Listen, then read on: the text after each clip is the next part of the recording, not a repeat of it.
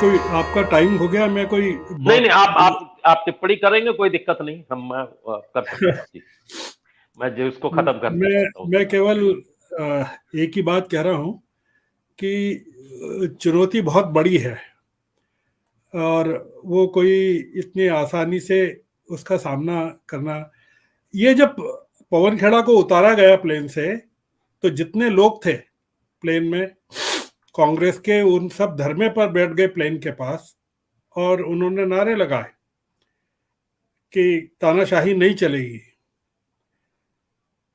वो जो प्लेन में बैठे थे पैसेंजर्स, वो परेशान इस बात से हो गए कि प्लेन क्यों लेट किया जा रहा है।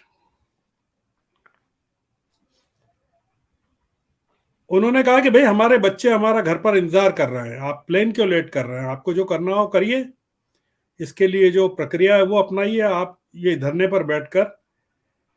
मैं ये बता रहा हूं कि जो प्लेन में बैठा हुआ आदमी है और जो जमीन पर बैठा हुआ आदमी है, उसमें फर्क है। और जो लड़ाई है वो उतनी आसान नहीं है जितना डॉक्टर पंकज श्रीवास्तव बता रहे हैं या कांग्रेस बताती है या बताने की कोशिश की जाती है।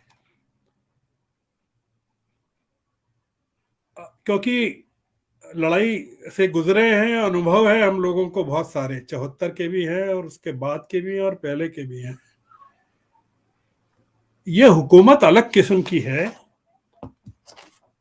और जो नागरिक है जिसके भरोसे आप लड़ाई लड़ना चाहते हैं, आप किस नागरिक के भरोसे लड़ाई लड़ना चाहते हैं, वो कांग्रेस को तय करना पड़ेगा। इस लड़ाई का नागरिक वही होगा जो राहुल गांधी को सड़कों पर भारत जोड़ो यात्रा के दौरान मिला था। तो इसलिए ये, और वो पवन खेड़ा को नहीं जानता है,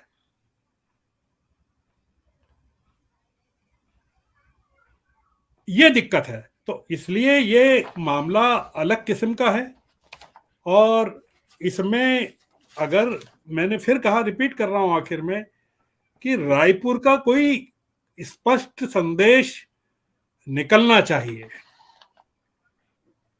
उदयपुर का कोई संदेश नहीं निकला सिवाय भाषणबाजी के।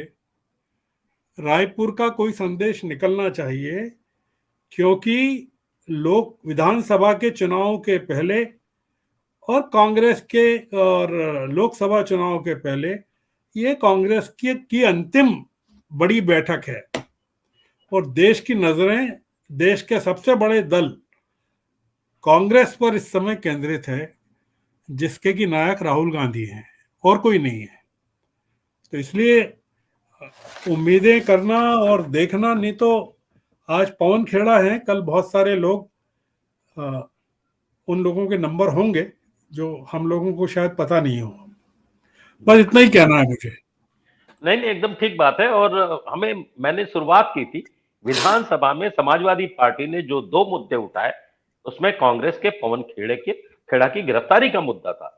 ये महत्वपूर्ण है और ये सोचना चाहिए कांग्रेस को भी, विपक्षी दलों ने जो शुरुआत की है, कम से कम ये भावना आगे बढ़ती जाए। पूरी दिल्ली में कल दिल्ली विधानसभा में इसमें जो जो उनका मेयर का चुनाव हुआ, उसके बाद जो हंगामा हुआ, जो मारपीट, तमाम तरीके की घटना। हाँ, कुछ कह रहे हैं आप जी?